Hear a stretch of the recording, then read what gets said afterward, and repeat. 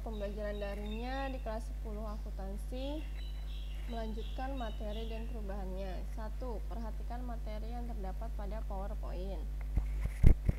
Kemudian 2. Silakan kalian kerjakan seperti biasa di kertas folio ya. Kemudian bertahap ya.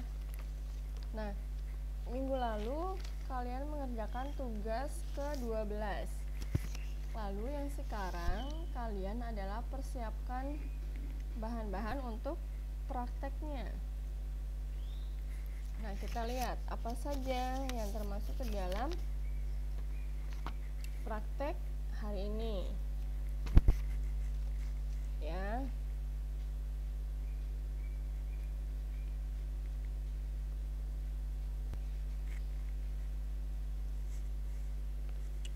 Kita lihat materi zat dan perubahannya. Kompetensi dasarnya menganalisis materi dan perubahannya.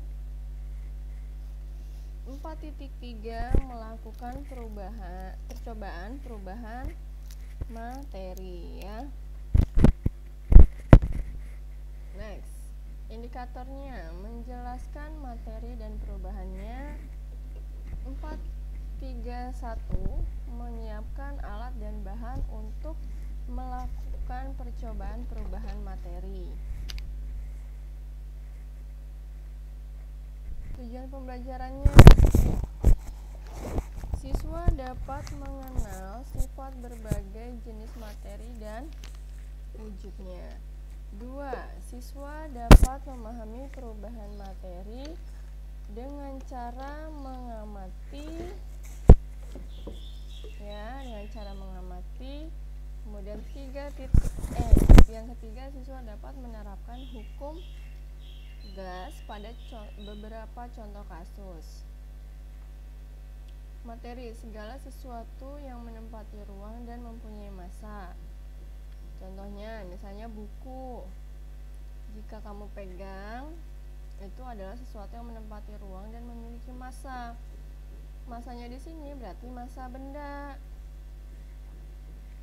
Nah, klasifikasinya, zat tunggal terdiri dari unsur dan senyawa. Kemudian kalau campuran itu berarti homogen dan heterogen.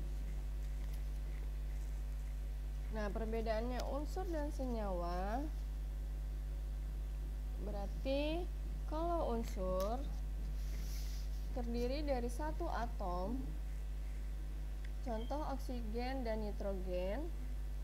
Kemudian kalau senyawa terdiri lebih dari satu atom, contoh karbon dioksida dan air.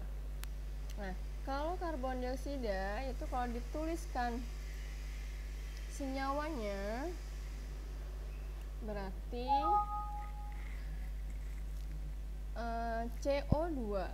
Sedangkan untuk air yaitu H2O. Sedangkan kalau homogen ya, campuran ini dibagi dua, homogen dan heterogen.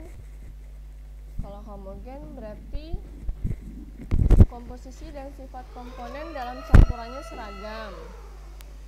Ya. Terus contoh gula dilarutkan dalam air. Kalau yang heterogen berarti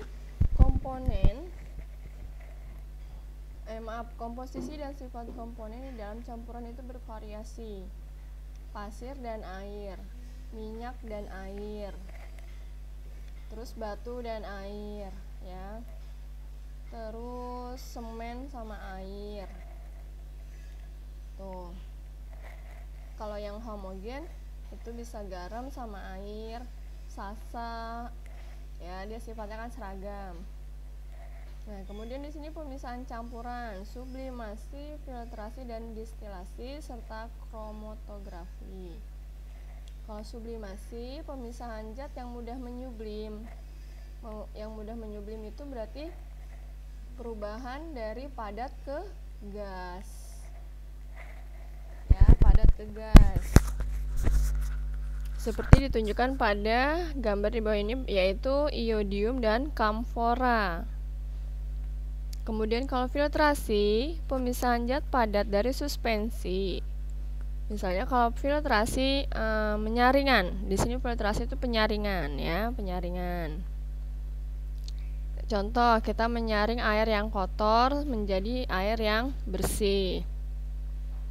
Kemudian distilasi, pemisahan campuran berdasarkan perbedaan titik didih. Setiap zat memiliki titik didih. Ya. Kalau air, contohnya wujud cair itu ada titik didih dan titik beku. Ya, kalau padat apa? Memiliki titik didih dan titik beku enggak? Biasanya kalau padat itu lebur. Ya, lebur. Kemudian nah, ini kromatografi, pemisahan campuran berdasarkan penyerapan absorpsi zat. Contoh, tisu atau kertas, ya, kertas yang transparan. Jika kamu berikan tulisan dengan menggunakan pulpen yang berwarna-warni, lalu kamu celupkan di dalam air, otomatis dari pulpen warna tersebut akan menghasilkan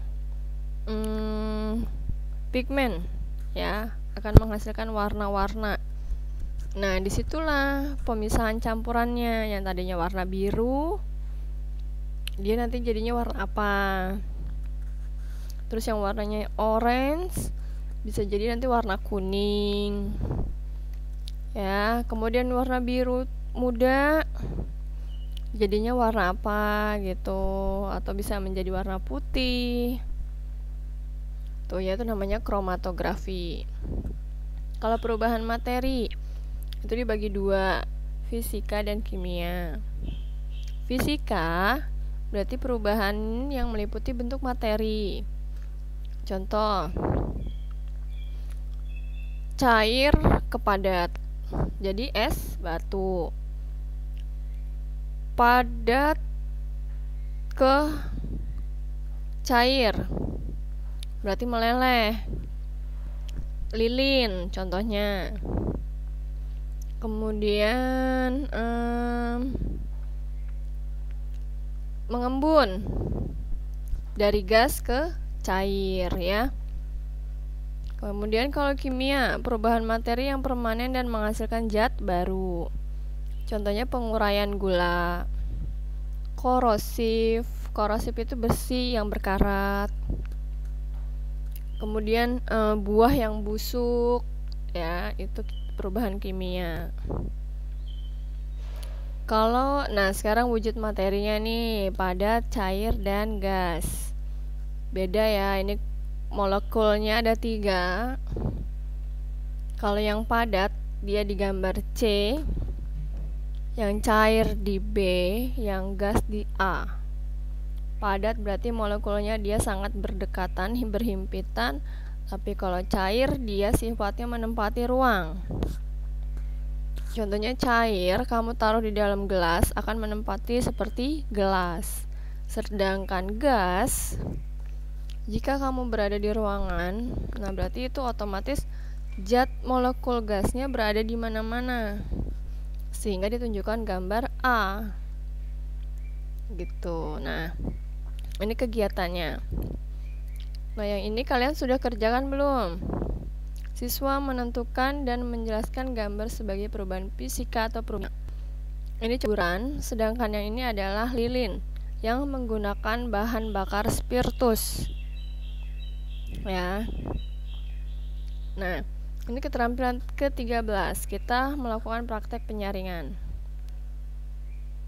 Ini ada kerikil besar, kerikil kecil, pasir, ijuk, dan jerami.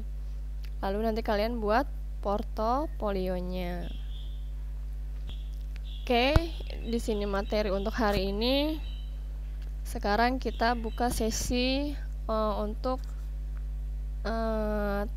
tanya jawab ya, untuk mempersiapkan alat-alatnya. Oke.